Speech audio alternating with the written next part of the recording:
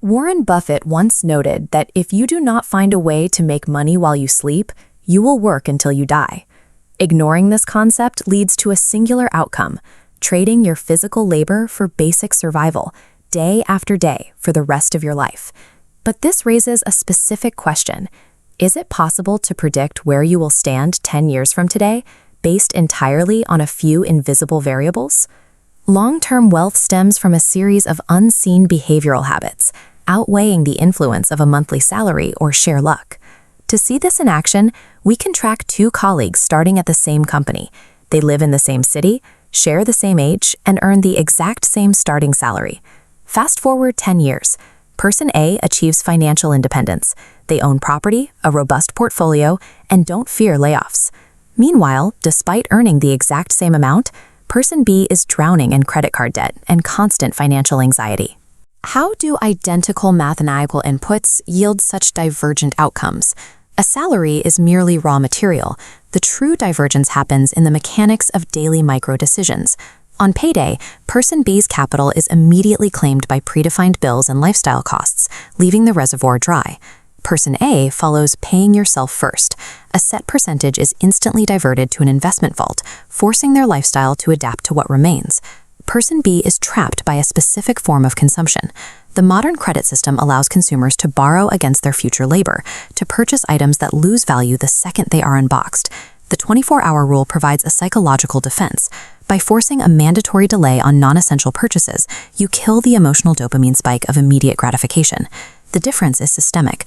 Person B uses money to buy liabilities that drain cash flow. Person A uses money to buy assets that generate it.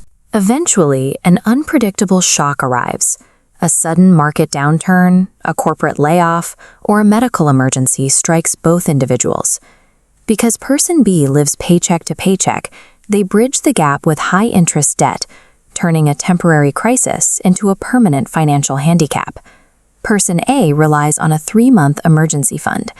This fund buys the time necessary to avoid desperate, ruinous financial decisions when under extreme pressure. Financial defense ensures your asset building survives the disasters that eventually hit everyone. Robert Kiyosaki highlights a contrast in mindset. The middle class learns to work for money, while the wealthy learn how money works. Relying on a lone salary creates a single point of failure. It leaves you exposed to market fear and corporate decisions beyond your control. The alternative is treating financial education as a primary investment, using that knowledge to build independent income streams through dividends, businesses, or rental yields. Financial literacy replaces panic with strategic mathematical planning. Returning to our 10-year split, we see Person B stayed broke because their expenses grew alongside every promotion, a cycle known as lifestyle inflation. This graph shows the result. While Person B's line remains linear, Person A's assets begin generating secondary income, triggering an exponential curve of growth. A higher salary will not cure bad financial habits. It only provides more capital to mismanage. If you hand a poor mindset $10 million, the money will inevitably vanish. If you strip a wealthy mindset of every dollar, they will systematically rebuild. You must audit your daily micro-decisions today. Wealth functions as a behavioral system. The financial reality of your future is being written this morning.